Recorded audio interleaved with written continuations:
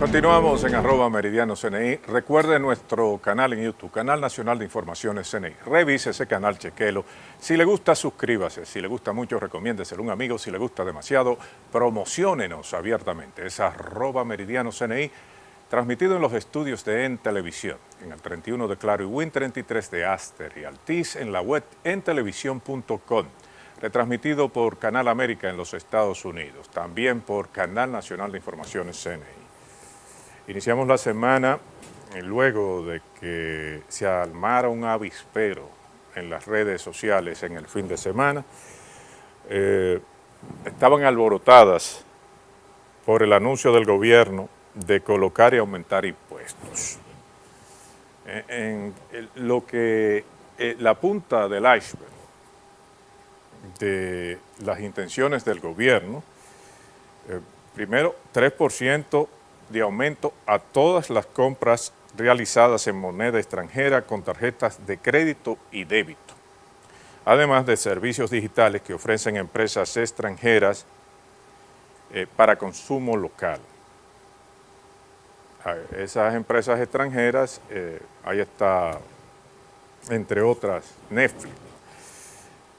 En segundo lugar, un impuesto adicional equivalente a $74.50 por cada tonelada métrica de gas licuado de petróleo o de sus componentes, ya sea butano o propano, que sean importados para su comercialización. Y tercer lugar, eso es lo que se ha dicho, aumento de 25% del impuesto selectivo al consumo a los equipos y maquinarias usados en los acondicionadores de aire. Esos tres aumentos están contenidos en el presupuesto enviado por el Poder Ejecutivo para el año 2021. Hubo tanto alboroto y tanta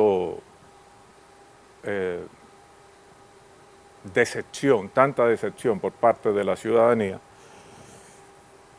que el presidente Abinader se vio obligado a salir al ruedo público y no desmintió la información, pero dijo que eran transitorios. El problema de esto es la situación actual del país. Esos son impuestos que lo vamos a pagar todos en un escenario donde la sociedad, casi en su generalidad, pues se siente desvalida, se siente sin los elementos necesarios para poder responder a esta política impositiva que anuncia el presidente Abinader. Él sale a la luz pública indicando, repito, que es por el año 2021. Pero ¿qué resulta? Los antecedentes que tenemos de los gobiernos anteriores, pues nos muestran que cuando se instala, se incrusta un impuesto de este tipo, pues no es un impuesto que usted va a confiar en que en un año se va. ¿Por qué? Recuerden que en el 2013 se alegó que se iba a colocar un impuesto transitorio hasta que la economía pudiera caminar sola, del impuesto, ¿cómo se llama? El impuesto al anticipo, tanto al ITEVI como a otros renglones. Y estamos en el 2020 y ese impuesto está ahí. El mismo impuesto de los combustibles, que fue incluido, creo que en el 2003, se dijo que era transitorio, entraron y salieron gobiernos, salió el señor Mejía del poder, salió el señor Fernández del poder, salió el señor Medina del poder y el impuesto prevaleció. un impuesto que a mi entender era la garantía, y creo que ahí es que está el quid del asunto, de que la deuda pública internacional tenía de dónde pagarse. Hoy hay unas declaraciones del ministro de Industria y Comercio que dicen que aquello de la campaña electoral donde él salía con una tabla indicando que la gasolina tenía un impuesto del 48%, él dice que ahora, que él no dijo que sí, que lo iba a quitar, sino que lo que quería era mostrar qué se hacía y el verdadero valor de la gasolina. Aparte de que dice que hay un impuesto que presupuesto por presupuesto se añade 2 pesos al impuesto de los combustibles. Digo esto, pero hay que comprender a la ciudadanía. Impuestos que se entrecomillan como transitorios son impuestos fijos. Se apela a la desmemoria de la ciudadanía. Y es comprensible que la gente proteste cuando se le habla, inclusive cuando habla el presidente Abinader de que es un impuesto por un año. Sucede que este año tampoco, el año próximo no va a ser un año regular. El presidente apela a la conciencia de los dominicanos, indicando que le entregaron un país quebrado. La oposición del PLD, muchos dirigentes del PLD hablan de que si estaba quebrado, ¿cómo le presta el sistema financiero, las bolsas, la colocación de bonos, 3.800 millones de dólares, que si estuviera quebrado no pudieran colocarlo? Son varias visiones que hay en esto. Ahora, la más importante de todas, presidente, es que la población no tiene recursos, no para pagar nuevos impuestos, inclusive para pagar los impuestos que están legalmente constituidos. Aquí hay un problema de solvencia. Entonces, yo creo que el gobierno debe ver el panorama. Primero, son las primeras declaraciones del presidente Abinader de decirle al país qué fue lo que encontró. Encontró un país quebrado, yo no lo niego, o no lo dudo. Ahora, si el gobierno está quebrado, imagínense cómo está la mayoría de los dominicanos. Aquí habíamos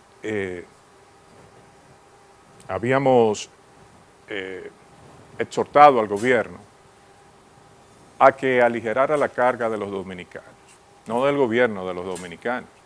Primero de los dominicanos y de hecho entonces después del gobierno.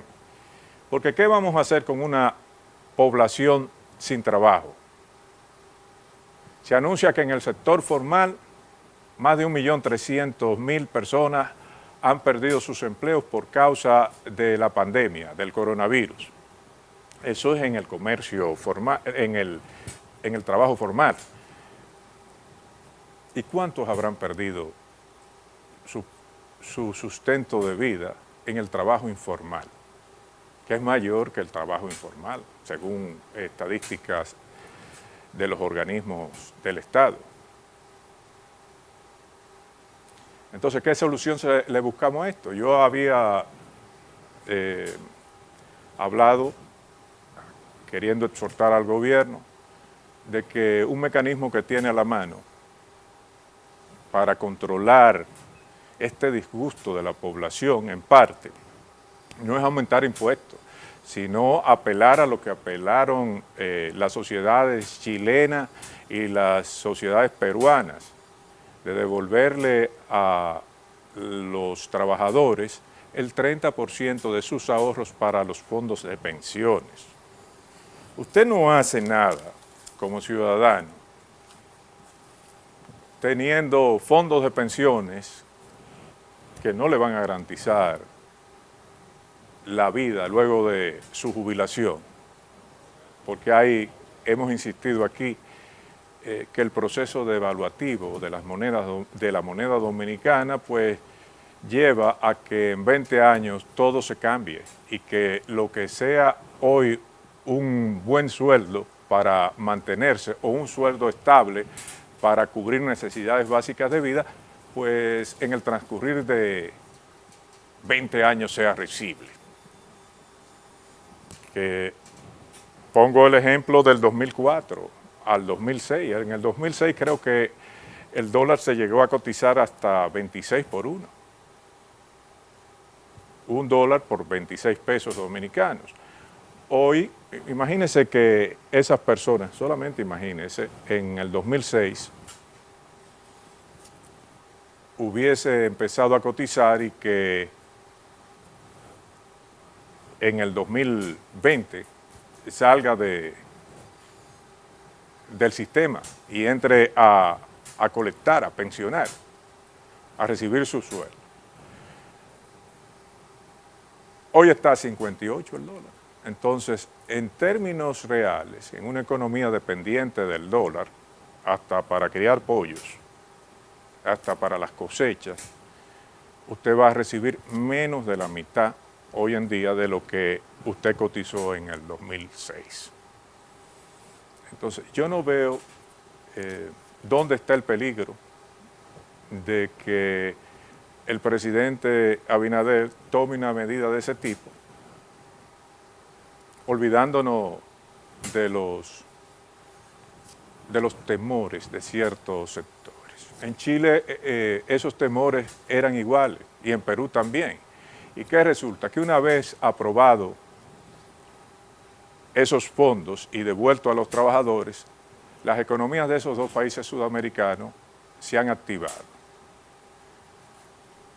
Nosotros habíamos insistido que este país, los ciudadanos, la gran mayoría, estaba quebrado. No tenían dinero para cubrir sus necesidades básicas de vida. Y eso no ha cambiado. Lo primero es que la medida de los impuestos está como fuera de tiempo. Usted aumenta los impuestos cuando la economía va en marcha y el gobierno no va bien.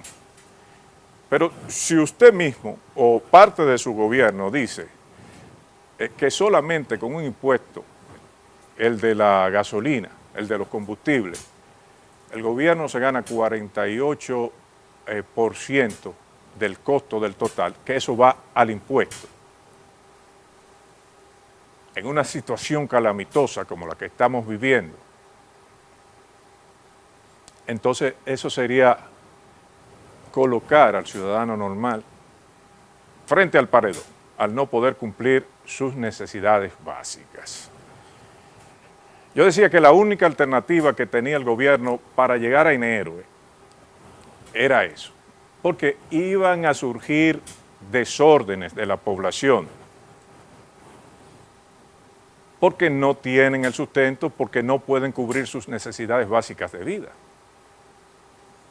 Un país con 1.300.000 personas, un país de 10 millones, 11 millones de habitantes, con más del 10% en el sector formal, de gente que ha entrado al desempleo, no el desempleo. Si aquí se mide el desempleo total, pues eso se va a elevar mucho más. Lo primero es que no puede soportar un impuesto más. Y lo segundo es que necesita los trabajadores que le devuelvan partes de su esfuerzo de ahorro a través del sistema de pensiones, porque estamos en una situación fuera de control. Este gobierno, como cualquier otro gobierno, no tiene las condiciones para mantener la cantidad de personas que están sufriendo por esta ola pandémica del coronavirus. Entonces, ¿qué salida le vamos a buscar? A esa población que no tiene con qué mantenerse, que no tiene sus condiciones básicas de vida resueltas, se la vamos a poner más difícil. le vamos a aumentar los impuestos o apelamos a los fondos de pensiones que nos den un respiro para ver cómo vamos a salir de esto. Es un asunto que, independientemente de la buena fe del presidente de la República y de los funcionarios que lo acompañan, esto es un asunto de vida.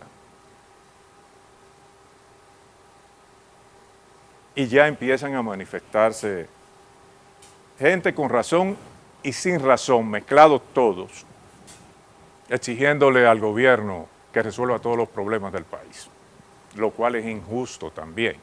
Pero el gobierno tiene que tirar una señal, tiene que mostrar una señal de que tiene la visión necesaria, no para que todo el mundo esté bien, sino para que todo el mundo subsista. No es verdad que un grupito de personas que están en fase o en algún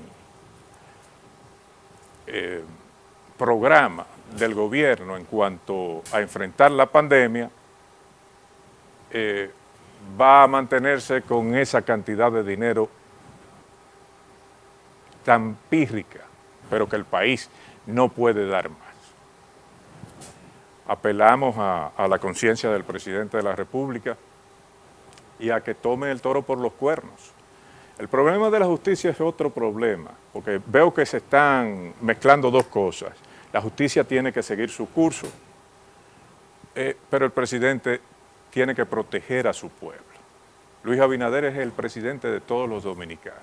Tiene buena intención, pero a veces, amigos, cuando no se responde a llamados SOS por parte de la ciudadanía, el camino del infierno está lleno de buenas intenciones. En un momento volvemos.